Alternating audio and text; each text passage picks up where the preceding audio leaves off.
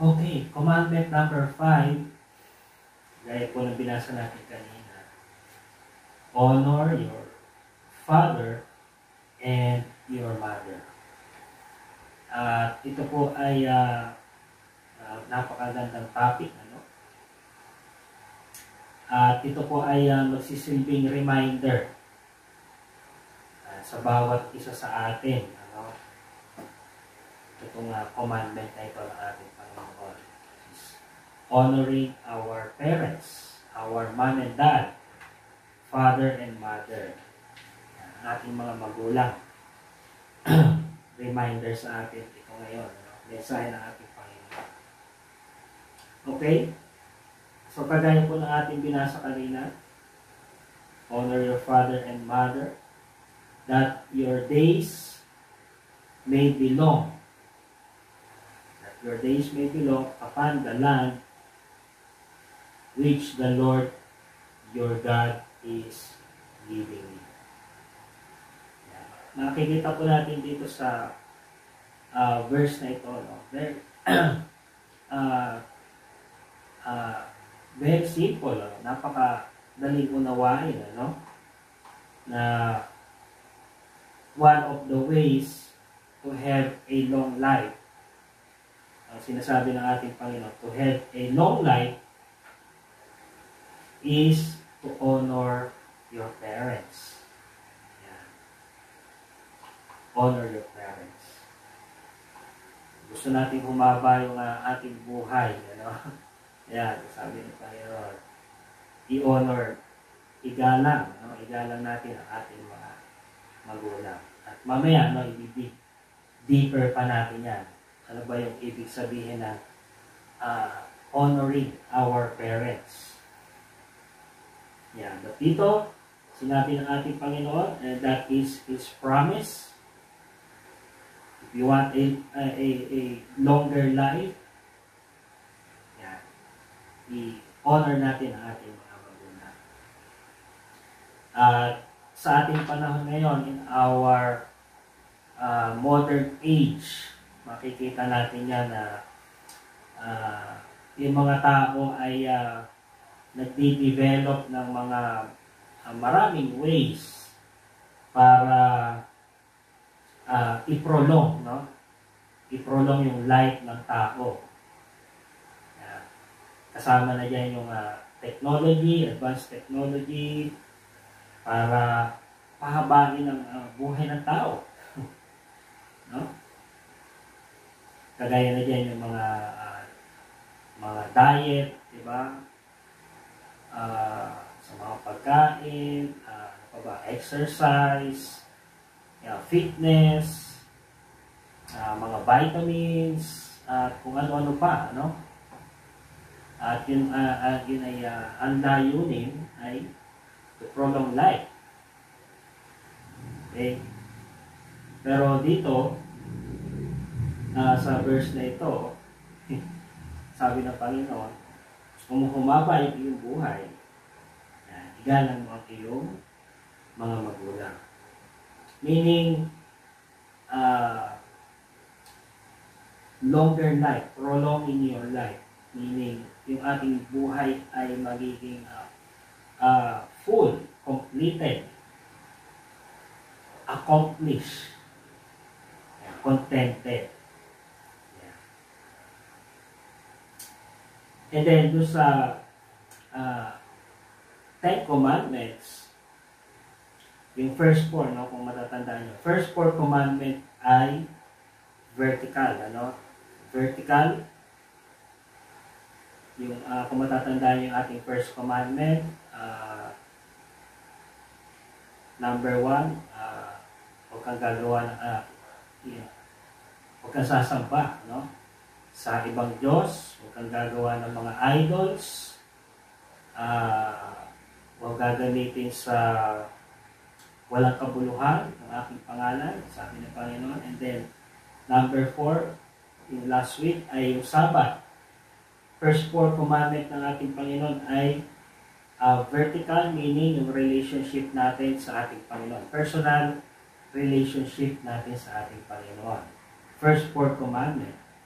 And the other 6 ay yung simula commandment number 5 hanggang commandment number 10, yun naman ay yung tinatawag na horizontal, which is yun yung ating relationship naman sa ating kapwa-tao.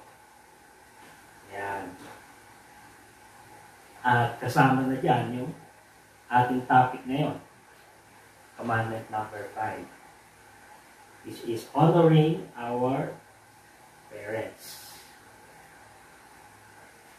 So God placed our parents in the family as His designated authority. Mismo nga ang Panginoon ang naglagay, no, sa atin, ang parents natin. Sabi na, as His designated authority with the responsibility to love, to guide, to nurture, and most importantly, to lead the family, to lead their children, their sons and daughters, their ways sa patungo sa ating Panginoon. Molding their character, their personality based on the biblical worldview.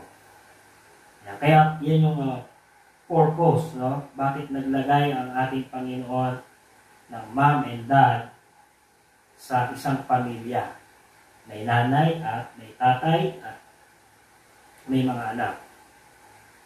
At ang purpose ay, sabi doon, ay sila yung authority over the children, at ang kanilang responsibility as a parent is to guide their children, to nurture them, to love them, and yun nga, ang pinaka-importante ay i-mold yung kanilang personality, character, based on the biblical worldview, at i-lead sila patungo sa ating Panginoon. Yan yung important role and responsibility ng mga magulang. And then the family is the backbone of the society. Family. Yan naman yung bumubuo ng society, di ba? Pamilya, pamilya. Backbone. Parang kagaya ng sa ating likod, di ba? Meron tayong backbone, yung spinal column or spinal bone, di ba? Na makikita natin, yan yung nag-hold sa mga rib cage, yan. So backbone, the backbone of the society is the family. At kagaya nung buto natin sa likod, kapag yan ay mahina, di ba, magko-collapse yan, and then kasama yung katawan, ano? Dala yung katawan dyan. Ganun din sa family. The family is the backbone of the society. Kasi yung bumubuo ng society or isang nation ay bawat pamilya. Kaya ang isang society, kung ang pamilya ay strong, ibig sabihin ay strong yung nation, strong yung family. Strong family relationship leads to a strong cultural society. Okay? Kasi nga, siya yung backbone ng society. Kaya, kung strong yung family relationship ng isang nation, it will lead to a strong cultural society, a strong nation. Yan. Okay? Pamilya. For example, kung ang isang nation ay binubuo ng conservative families, of course, merong yung nation na yun, or society na yun, merong conservative culture. Okay? But, if the families were broken, then the nation is broken. Yan. So, ganun ka-importante, yung pamilya, bawat pamilya, ganun ka-importante.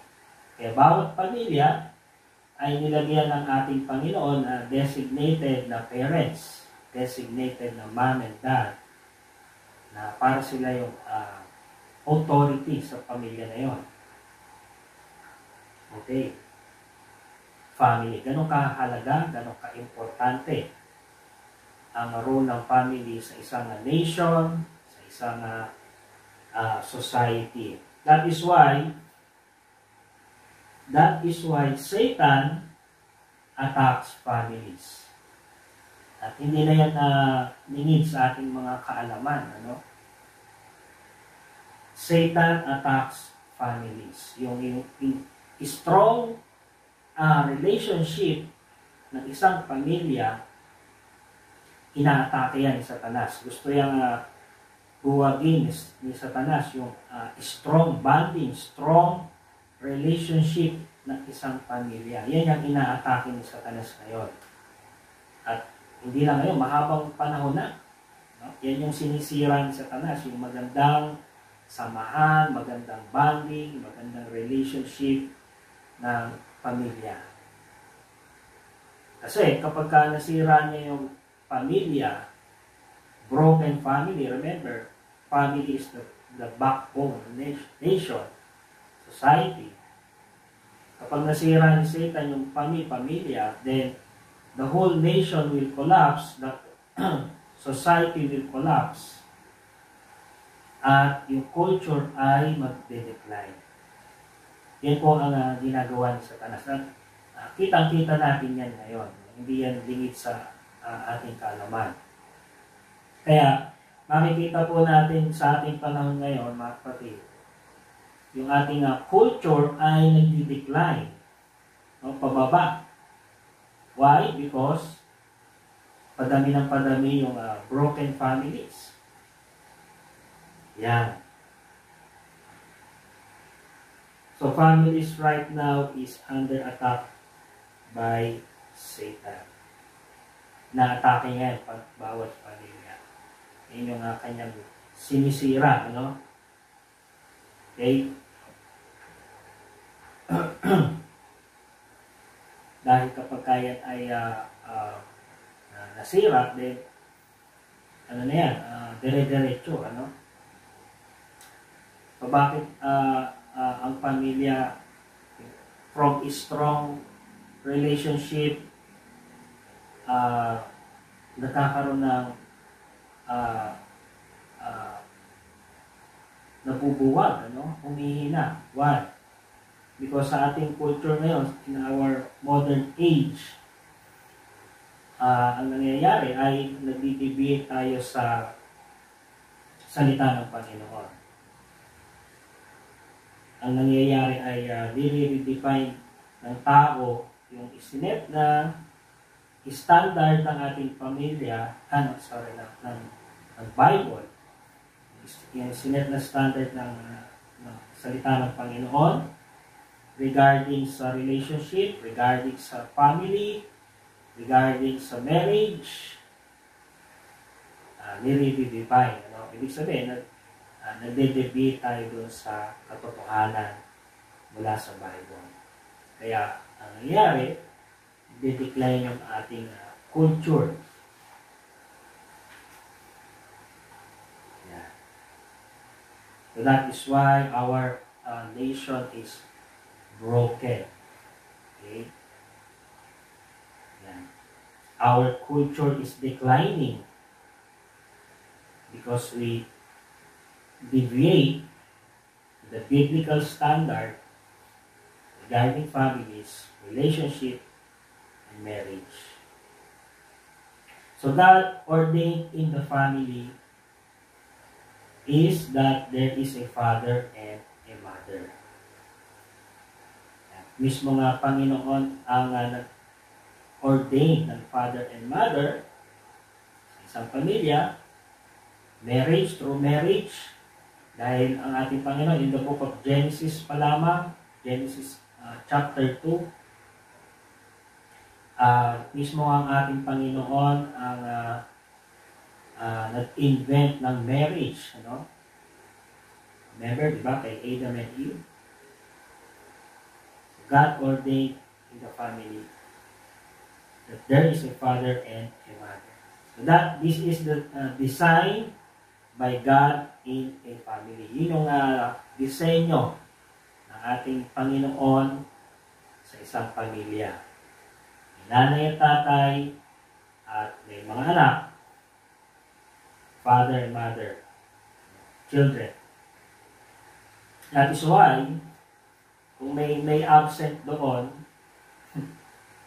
doon na nagkakaproblema. Kasi yun yung design ng ating Panginoon. No? Complete. Nanay at tatay at mga anak. Yun yung buong pamilya.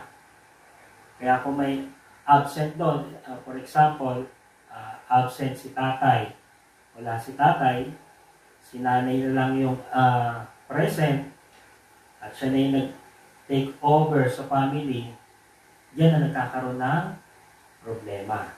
Diba? Kasi wala na doon sa design na isinet ng ating Panginoon, which is dapat kasama yung tatay. Okay? Kaya may mahalagang role yung bawat isa.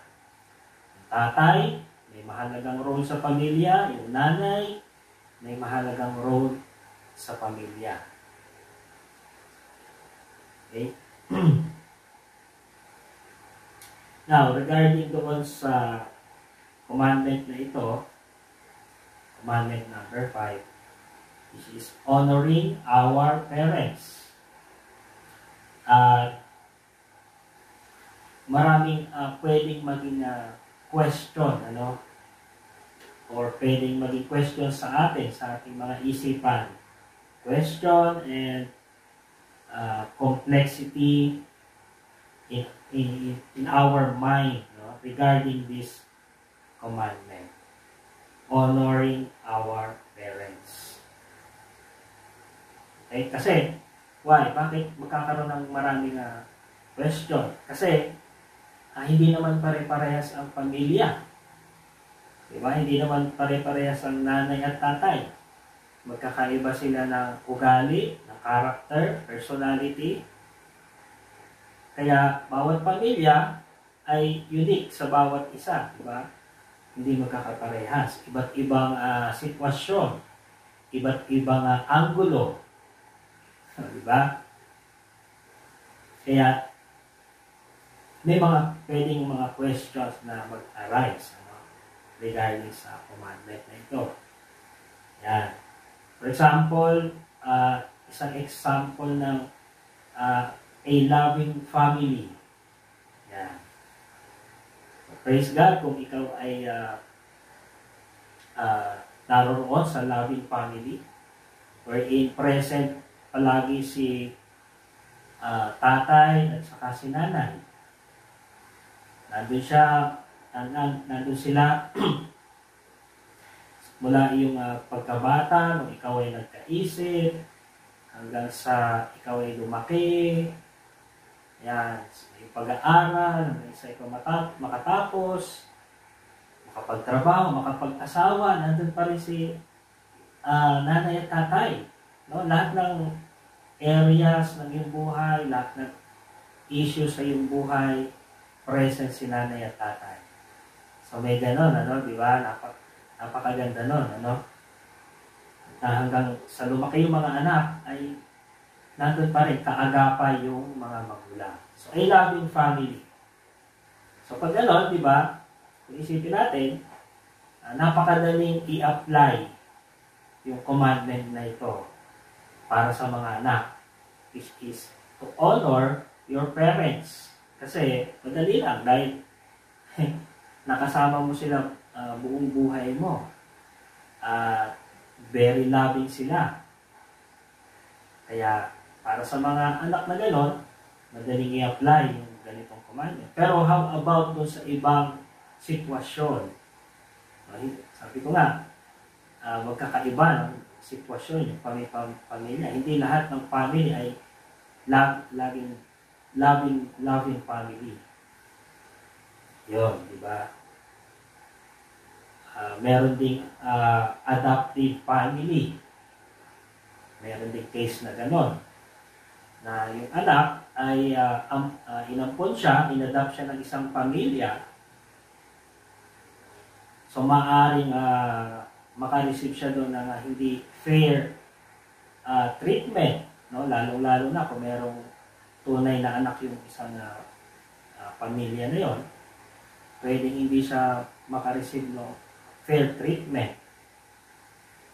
Yan. So, pwedeng gano'n.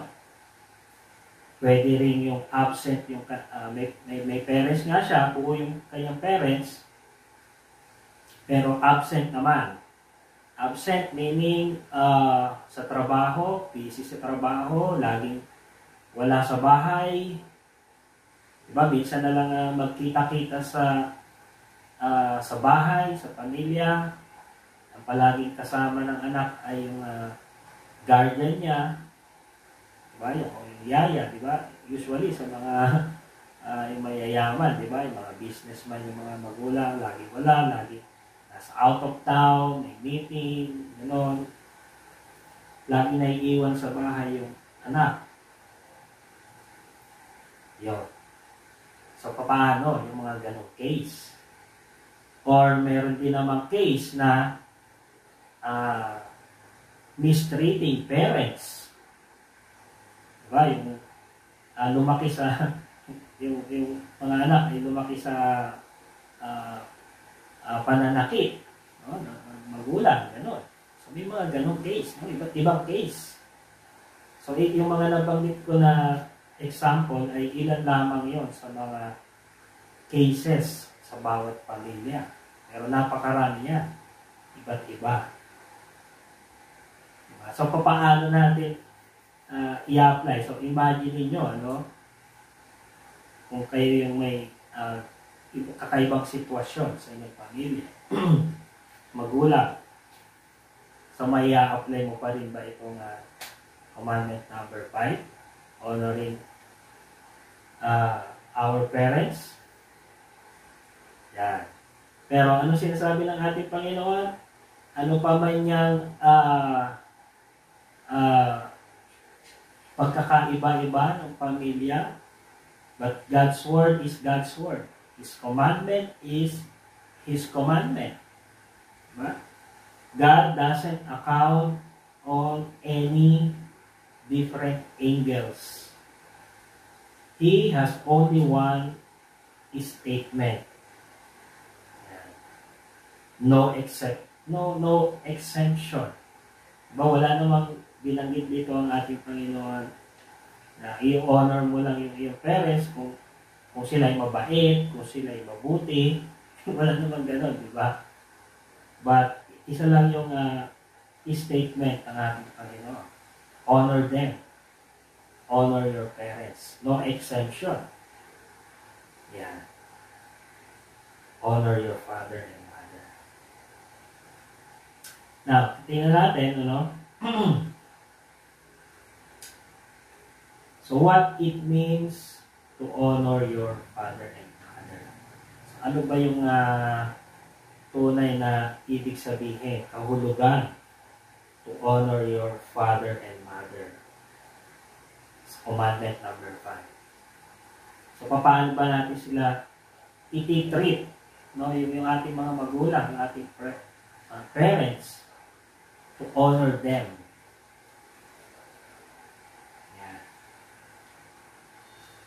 Number 1, so ganun, honor them. How to treat our parents, honor them. According dyan sa binasa natin kanina, Exodus chapter 20 verse 10. Honor your father and your mother, that your days may belong upon the land which the Lord your God is giving you. So, honor them. At in Hebrew, tingnan natin yung Hebrew meaning ng honor. At ang sabi dito, kung meron po kayong mga notes, ang Hebrew word niya ay kabed, no? Kabed, or K-A-B-E-D. Kabed. Yun yung Hebrew word for honor. At ang meaning niya ay to make heavy. Yan, napaka-importante, no? Talaga yung Hebrew word ay malalim siya, no? Sa English word kasi, honor them, diba? I-honor mo sila, igalang mo sila. Pero in Hebrew word, ang sabi dito, to make heavy. Kabed. Yan. Ano ibig sabihin? To make heavy. In a value sense. For example, yung precious stone, yan, yung mga precious stone. Or yung mga metals. We value them by weight. Yan, mas mabigat ay mas malaki yung value niya. Diba? Yung mga precious stones and metals. Mas mabigat, mas malaki yung kanyang value. So the more heavier, the more the value. So honoring our parents, kabed, nasabi doon, to make heavy, meaning to give them the weighty words. Weighty words, or ibig sabihin nyo yung heavy appreciation. So ganun, ano? Ganun kalalim yung Hebrew word for honor. Give them a weighty words or heavy appreciation. Wow! So ganun pala yung ating gagawin sa ating mga magulang. Heavy appreciation. So ibig sabihin, binibigyan natin sila ng heavy appreciation. Ibig sabihin ay ganun din, ino-honor natin ang ating Panginoon. Dahil remember, ang Panginoon yung nag-ordain sa kanila bilang ating mga magulang. So we honor our parents, we value them, we give them a heavy appreciation. Ganun din yung ginagawa natin sa ating Panginoon. Dahil ang Panginoon ang may commandment nito. Ino-honor natin yung salita ng Panginoon, and at the same time, ino-honor natin yung kanyang commandment, at ino-honor natin ang ating Panginoon by honoring our parents.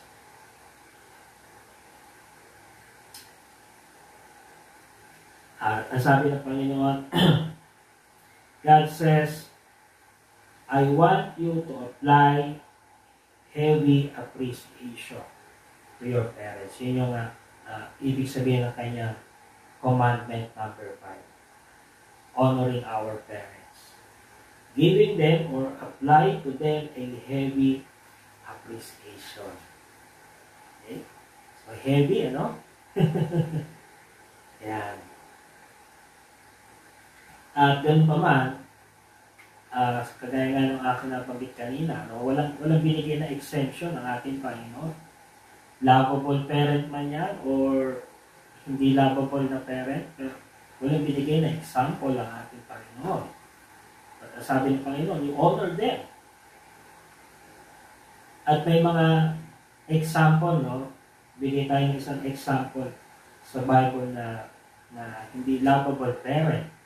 Kagaya ni example natin si Noah.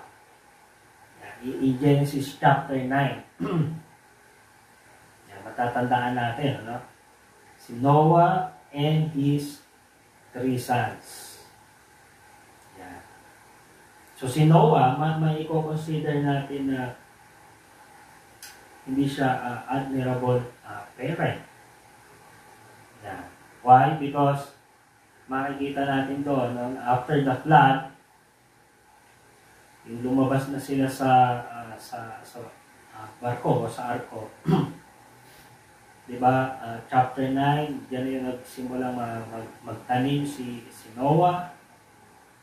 And then, one time, ay nalasing siya. Lasing siya. Ang sabi doon, wala siyang damit. Wala siyang saplot. At itong si Ham, nung nakita si Noah, yung kanyang tatay na wala saplot at lango sa pagkalasing, nasabi doon ay minak niya o pinagtawanan niya, At may mga sinabi siya na hindi maganda. Ito patungkol kay Noah. Okay, imagine kasi si Noah at that time, approximately 600 years old na. So matandang-matanda na siya. And then nakita siya ni Ham na gano'n yung kanyang kalalagayan. Lango sa alak, nakahandusay doon at walang saplot sa katawan. Kaya nagkaroon ng katatawanan sa kanya at sabi doon nagsalita siya na hindi maganda, Pero yung kanyang dalawang anak, si Shem at saka si Japhet, iba yung kanilang ginawa. Nirespeto nila yung kanilang tatay.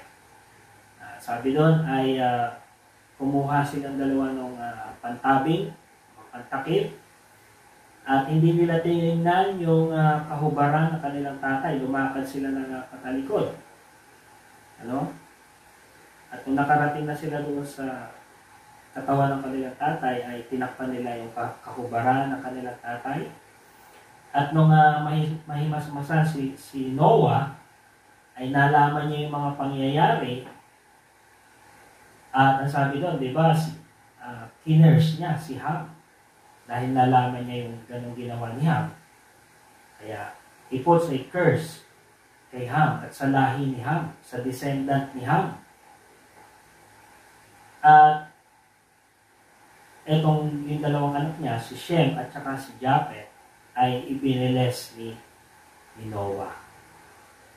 So you see, gano'n, Hindi isang case na si Noah, hindi siya admirable na parent, but then iginalang siya ng kanyang anak, si Shem at saka Japhet, at ibiniles ni Noah yung kanyang anak, si Shem at si Japhet, at in-honor yun ng ating Panginoon.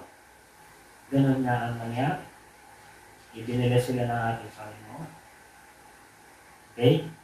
So, ganon, Wala nga exemption. Ganon pa man yung mga nangyari, o may mga naranasan tayo na sa ating mga magulang. But then, ito yung salita ng Panginoon. Mas maunawaan natin ito, lalong-lalo na yung tayo ay nakakilala na sa Panginoon. Yung tayo ay hindi pa nakakakilala sa Panginoon, hindi pa natin maunawaan yung mga bagay na yan. Diba? Pero yung ngayong believer na tayo, yun yung ating advantage. Dahil naunawaan natin yung salita ng Panginoon, at mismong tayo ay naunawaan natin yung pag-ibig ng Panginoon, kaya naunawaan na natin ngayon itong commandment na ito ng ating Panginoon. Why? Because naunawaan natin yung kanyang mga salita. Okay? So, there is no perfect parent. There is no perfect parent. Kahit naman sabihin natin sila ay lovable parent, meron pa rin mga flaws.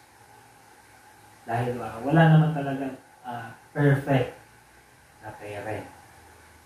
Okay? Okay, so great reason to honor our parents. Ito yung mga magagandang rason, to honor our parents. Number one is God is the creator of life or God is the author of life. Alam natin yan na sa Panginoon nanggaling ang buhay. Siya ang may likha ng buhay, ating Panginoon. And so our parents also gave us the life. Sa kanila pa rin tayo nanggaling.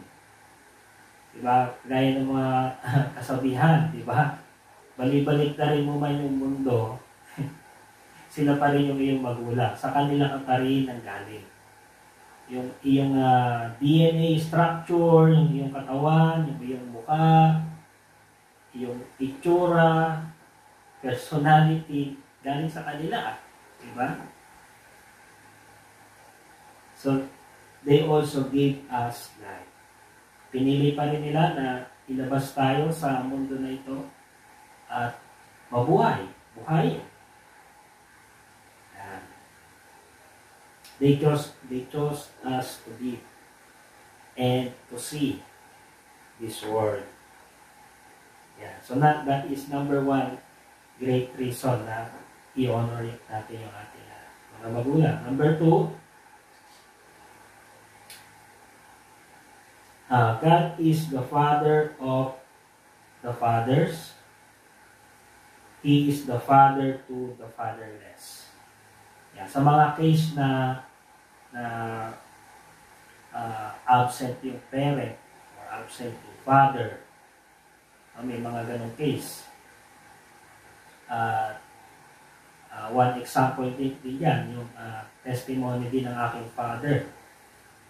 Yan, mismo yung tatay ko, no? Ang kwento niya, wala na siyang kinagisnan na tatay. Lumaki na siya ng nanay na lang yung kanyang kasama niya. Wala na yung kanyang tatay. But then, salamat, no, ay nakakilala sa Panginoon yung aking tatay. And puri ng Panginoon, nilid niya kami sa Panginoon. Bagamat ganun yung kanyang kinagisnan na family. Yan. So, hindi buo yung pamilya.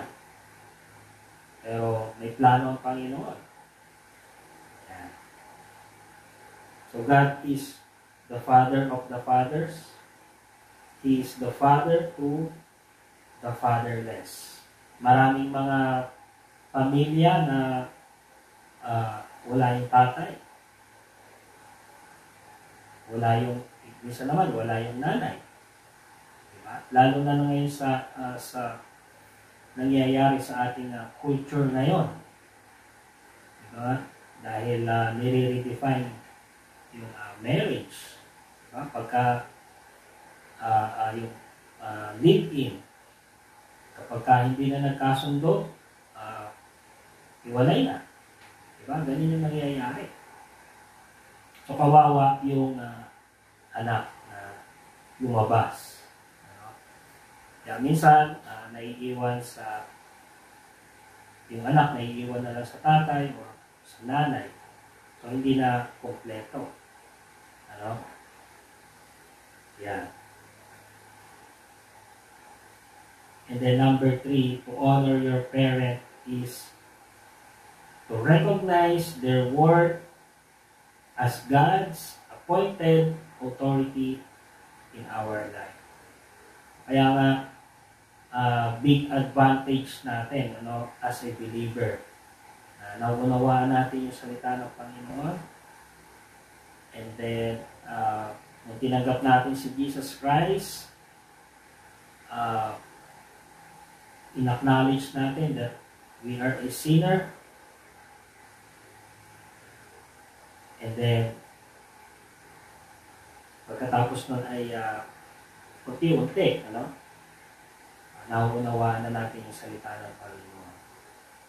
Ngayon din, nauunawaan na natin yung pag-ibig ng ating Panginoon para sa atin.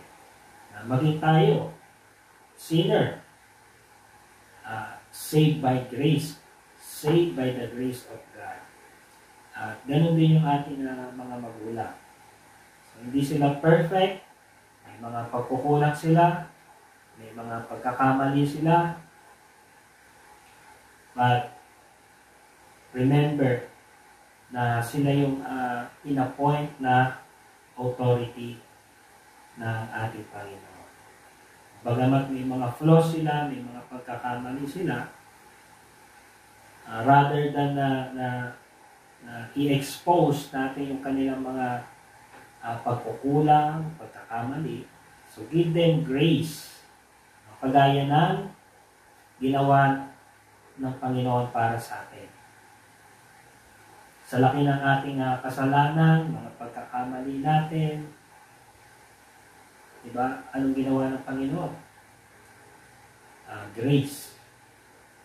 Grace and mercy yung ibinigay niya sa atin.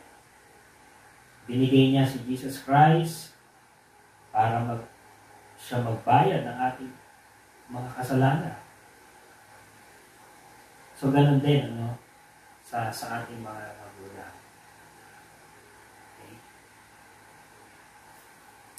Amen po ba, mga kapatid? Nandiyan pa po ba kayo? Amen. Amen. Yan.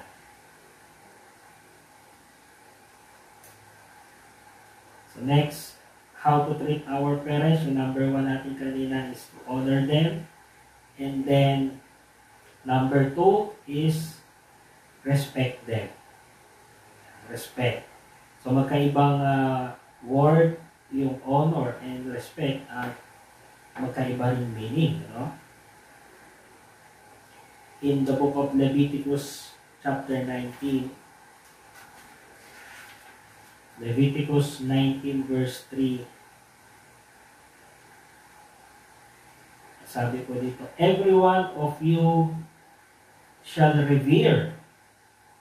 See, yung word na revere, sabi ng Panginoon, every one of you shall revere his mother and his father, and keep my Sabbaths. I am the Lord your God. Kasi ganun yung ibinibigay na command ng ating Panginoon. Revere. Reverence. Yan. Para sa ating mga magulang. Our mother and father. So respect them. Ito ay iba sa honoring them. Also in the book of Proverbs chapter 30,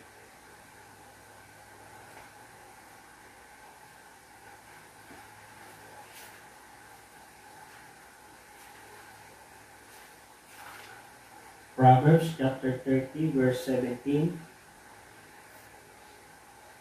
the eye that mocks his father and scorns obedience to his mother, the ravens of the valley will pick it out, and the young eagles will eat it.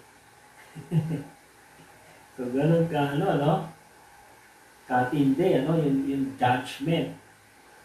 According dito sa book of Proverbs, the eye that mocks his father and scorns obedience to his mother, the ravens of the valley will pick it out, and the young eagles will eat it.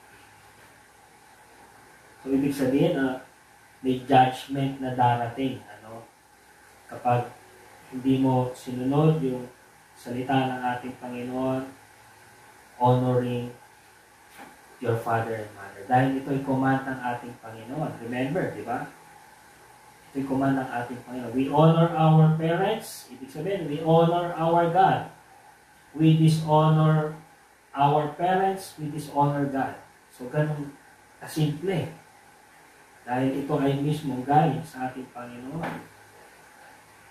Kaya kapag hindi natin ginagawa, kung binaviolate natin yung commandment na ito ng ating Panginoon, sabi doon sa book of Proverbs, maliwanag na judgment yon. Okay? Judgment yun. May darating na judgment.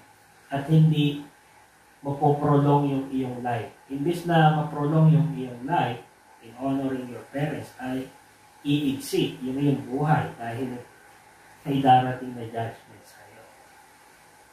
So, hindi natin alam kung sa papaanong pamamaraan ng ating Panginoon yung judgment na yun na darating, ano? Because if we disobey His commandment. Yan. And number 3, lastly, how to treat our parents is to obey them. Number 1, honor. Number 2, respect. Number 3, obey. Obey them. In the book of Ephesians chapter 6, ito, familiar na tayo sa verse na ito. Galing naman kay Apostle Paul. Ephesians chapter 6 verses 1 to 4. Children, obey your parents in the Lord, for this is right. Yeah. Obey your parents in the Lord.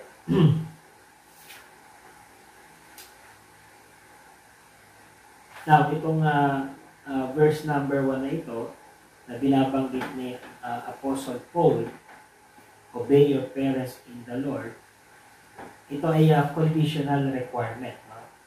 Conditional requirement. Sabi ni Apostle Paul, obey your parents in the Lord, for this is right. Ibig sabihin, kung maganda yung pinapagawa sa iyo ng iyong magulang, sundin mo, di ba? Obey your parents in the Lord, for this is right. Pero kung may ipinapagawa yung magulang sa anak na hindi God-honoring, yan, kaya conditional siya. No? Kapag di ba, may mga ganun kasi, di ba? May mga parents na pinapagawa sa kanilang mga anak na hindi tama. Yun. So, hindi yung kasama. Kaya, obey your parents in the Lord. Kaya, conditional requirement siya. Kung ito ay makakabuti at God-honoring, yan, susundin ng anak. Pero kung hindi God-honoring, ay hindi susundin. Ano? Hindi susundin niya. Honor your father and mother, which is the first commandment with promise. Verse 3, that it may be well with you and you may live long on the earth. And you, fathers, do not provoke your children to wrath, but bring them up in the training and admonition of the Lord. Gaya po na ating nabanggit kanina, yun yung role o responsibility ng ating magulang. Train them up, training and admonition. I-lead natin sila yung kanilang ways patungo sa ating Panginoon. Sa book of Proverbs din, ganun, ano? Train up a child in the way he should go. When he is old, he will not depart from it. Habang bata pa, tinitrain or nililid natin sila, ginagay natin sila sa sapat patungo sa ating Panginoon. At yung kanilang worldview ay dapat ay biblical standard. Okay?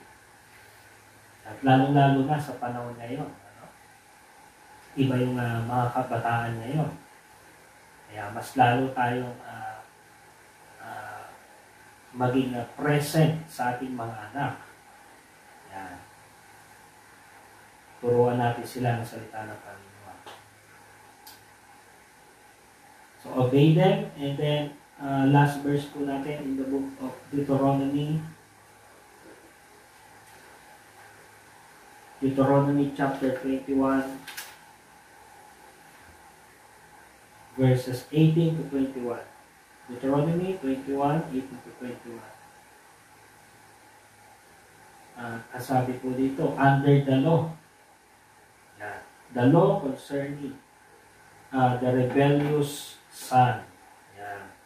Ito yung law in the Old Testament. At nasabi dito, if a man has a stubborn and rebellious son who will not obey the voice of his father or the voice of his mother, and who, when they have chastened him, will not heed them, then his father and his mother shall take hold of him and bring him out to the elders of his city, to the gate of his city, and they shall say to the elders of his city, this son of ours is stubborn and rebellious. He will not obey our voice. He is a glutton and a drunkard. Then all the men of his city shall stone him to death with stones. So you shall put away the evil from among you, and all Israel shall hear and fear. So ganun ang batas noon, ano? Under the law. Imagine, kapag ang isang anak ay rebellious sa kanyang magulang, ang kapalit nun ay kamatayan, death penalty by stoning. See? Yeah. So, obeying our parents. Yeah. At yan yung mga tatlong mahalagang bagay, principle na itinuturo ng Bible on how to treat our parents, honoring them. Number 1, honor them. Number 2 is respect, respeto. And then number 3 is obey them. Minsan kasi kapag matanda na yung mga magulang, nakakalungkot, lalo na sa mga bansa, diba, kapag matanda na yung kanilang magulang, ay dinadala na nila sa mga tawag doon, home for the aged, diba? So nakakalungkot, doon na lang iniiwanan ng mga anak. So nasa lang honoring, nasa lang respect ng mga anak. Diba, nakakalungkot yung mga gano'n. Dito sa ating bansa, thank God, intact pa rin yung relationship sa family. Kahit matanda na yung ating mga magulang, kasama pa rin ang mga anak, diba? Although hindi siguro sa lahat, pero majority, ganun pa rin naman. Kahit matanda na yung ating mga magulang, kasama pa rin natin. Yan. So, napaka-importante, yung pag-honor natin sa ating mga magulang, respeto. Dahil, ang kapalit niyan ay, sabi doon, blessing mula sa Panginoon. Long life, blessing, dahil sinusunod natin yung commandment na ating Panginoon. Honoring His word and His commandment. Yan. So, sa ating mga magulang, kung buhay pa yung ating mga magulang, at kung meron tayong mga experiences sa kanila na sabihin natin hindi maganda, at now, ngayon tayo mga Christian na, believers na, we know the Word of God, we understand the Word of God. If there is still time, buhay pa yung ating mga magulang, to make it up, make it up sa ating mga parents. Ipakita natin yung kanilang value, their worth, and appreciation. Ngayon, sila na yung may edad na, matanda na, sila naman yung nangangailangan ng care Remember, dumaan din tayo sa ating pagkabata na hindi natin kaya mabuhay na mag-isa. Tayo mga bata pa, di ba? Yung magulang natin ang nag-aruga sa atin. Nagpakain, nagtrabaho para sa atin, pinag-aaral tayo, hanggang sa makarating tayo sa ating pinalalagyan ngayon. Diba? Dahil kung wala yung ating mga magulang, wala, di ba? Wala tayo sa ganitong posisyon. Kaya, yun, huwag din natin kakalimutan. Tumahan tayo sa pagkabata at sila'y nag-alaga sa atin. Sa ating mga kakulitan, kung tayo mga bata pa, di ba? Tinis nila yung ating kakulitan. So ngayon, sila naman yung maedad na, sila naman ngayon yung makulit. Diba? Sila naman ngayon yung nangangailangan ng ating pag-aalaga, tayong mga anak. So that way, ino-honor natin sila, nire-respeto natin sila, nandun pa rin yung obedience. Also in that way, we honor them and we honor God. We honor His word, we honor His command. Makikita natin yan sa ating mga buhay. Yung pagpapala